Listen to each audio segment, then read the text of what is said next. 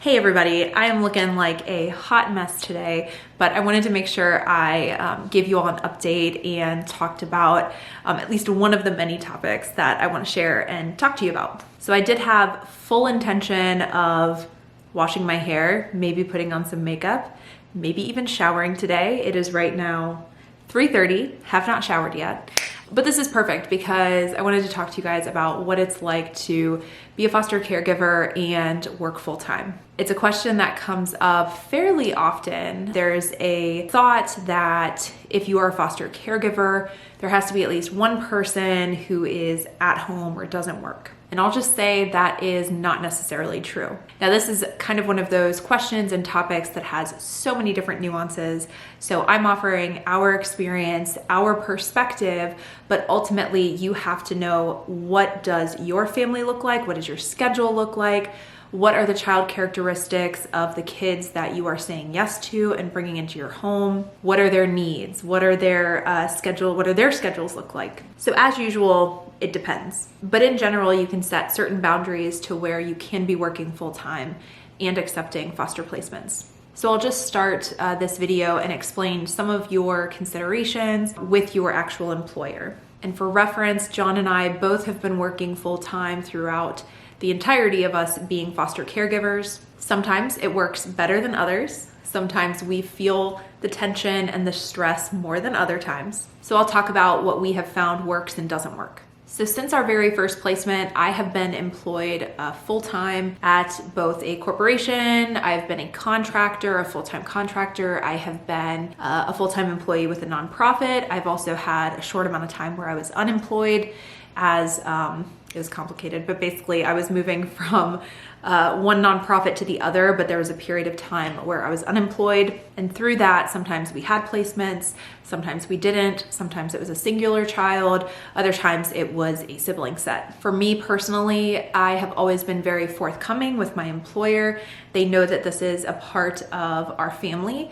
And when I'm going into a new role or new organization, I make it part of the discussion around, home and work flexibility. I will say, I think that all of my employers have had some form of foster parent leave. So foster parent or adoption leave, but I have not taken it, which is interesting. It's very interesting that I haven't. So my first tip is, whether you're starting your journey as a foster caregiver or you are a foster caregiver and you're going into a new organization, a new position, have that conversation up front. Ask questions about what that leave looks like, what flexibility they're going to offer, because really across the time that you'll have a placement, it's going to vary. I would say at the very beginning, the first 2 weeks are like the most intense, where you're going to need a lot of flexibility. Over the course of that first month, it kind of lessens towards the end of the month, but still there are appointments, there are check-ins, there are just kind of those family adjustments that are going to cause you to need time away to take care of your family needs. And I'll give an example of this. If you have children who are school age and they have, school is no longer in session, or if you're working 9 to 5, but kids are getting off the bus at 2 or 3 o'clock, you need that flexibility to tend to their needs. And kids who are in care are going to have higher needs, especially as they're transitioning into a new family setting. So again, first things first, have that conversation with your employer. If you are employed and your boss or HR is not willing to have those conversations, that's a red flag. That is a red flag that if you take a placement, you may not get the support that is required to be fully present for those children. I've also been really lucky, and I have been working from home for the past 3 years now. All of my jobs, ironically, when the pandemic happened, I was moving into a fully remote position. All of my positions since then have been fully remote. And so that does give me additional flexibility to where I can step away during the workday and flex my time and work in the evenings or the weekends. And it just kind of works. So working from home definitely is an added benefit. You can kind of be there and step away for moments. A lot easier than you would if you were in an office and had to leave your physical office to go tend to something. Now, John, on the other hand, is self-employed and he does have a full-time schedule. And him and I obviously both do like the social media type of stuff, which takes time as well. But he's in control of his schedule. But because he works for himself, there's a direct correlation. If he is taking off of work, that impacts income. And so typically I'm the one who shoulders the responsibility of getting the flex time from my work so that I can take over. And there are, of course, times where John will step up and say, hey, you've been doing a lot. I appreciate it. Let me take care of this week. And I think he can kind of see when I'm starting to get a little bit like overwhelmed, my tasks and my work start to, pile up, and I'm starting to feel the stress of it all. And like this week, he noticed it and he said, hey, let me do the driving for this particular appointment. I'll take care of it. Which leads me to my second point.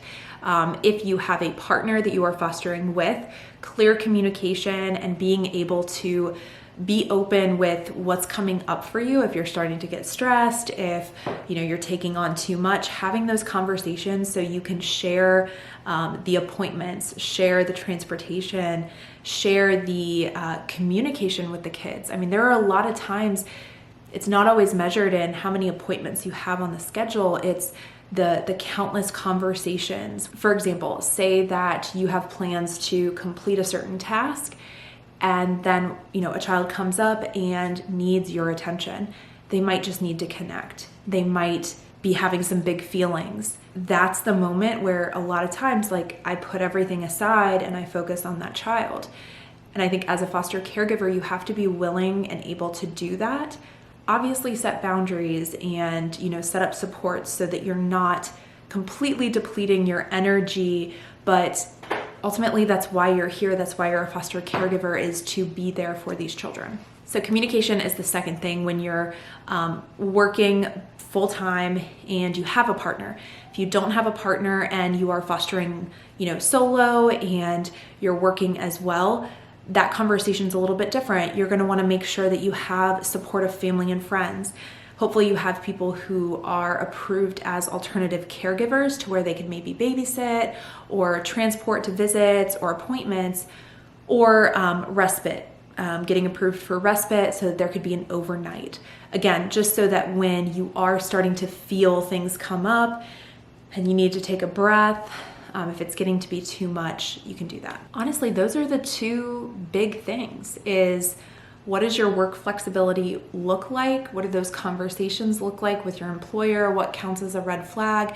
And then how are you communicating with your support systems? Oh, I know. The third consideration, or I guess like tip, is just know what your limitations are with kids who are being placed with you. If you are working full-time or you and your partner are working full-time, most likely you should not be saying yes to a high needs placement. And when I say high needs, that means possibly higher medical needs, behavioral needs, maybe even like emotional health as well. Those children need additional care. They need additional time. So know your limitations. Even if your heart is big enough, sometimes your schedule and your capacity is not. So be honest with yourself. This also goes for the amount of kids you're saying yes to. So we've done this in the past. We've said yes to sibling sets, sibling placements, and it's always very carefully considered of what does our schedule look like for the next X amount of months, knowing that there isn't always a clear timeline. And so when you say yes, the caseworker could say, hey, we anticipate that permanency, whether it's reunification or with a family member, is going to happen in 2 months. You have to have that conversation with yourself or with you and your partner of, are we going to say yes to 2 months, knowing that it could be longer?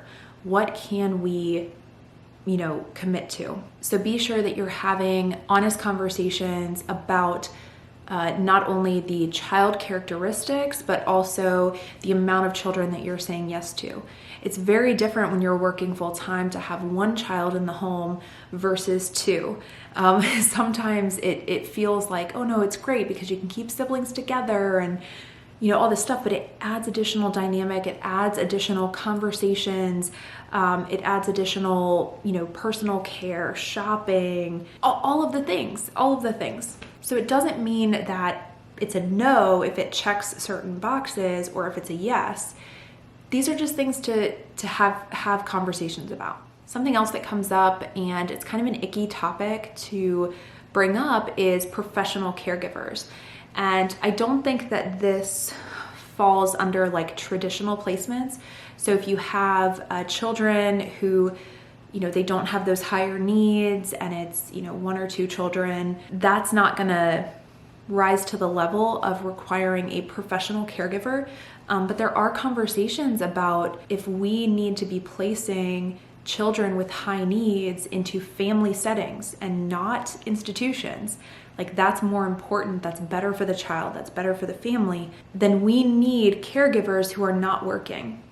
And if they're not working, how are they going to be able to be home full time, giving care to this child without the income? So there are interesting conversations. Initially, when I heard of this, I'm like, no, that's somebody who's getting paid to foster, and we can't be doing that. But really what it comes down to is, how do we keep kids in a family setting if they have higher needs? How do we create a structure to where people aren't abusing that per diem? Per diem is how much you get from the county per day that the child is staying with you. How do we make that make sense for a person who needs to be able to stay home to take care of higher needs children?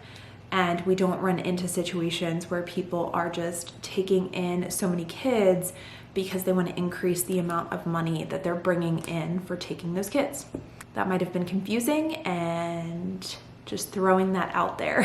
I don't have like a super strong opinion. It's just something that I've been in conversation about, I'm curious about, and honestly interested to know your guys' thoughts, and maybe it can be a whole nother video. So just to recap, I would say when you're working full time and you are either getting started on your fostering journey, or you've been fostering and you're going into new employment, have conversations with your employer, ask questions, set the expectation up front. Second is have conversations with your partner or your support resources. And number 3 is really be honest about what children you're going to be able to care for while you're working. And know that you have the kids who are placed with you are going to have a caseworker.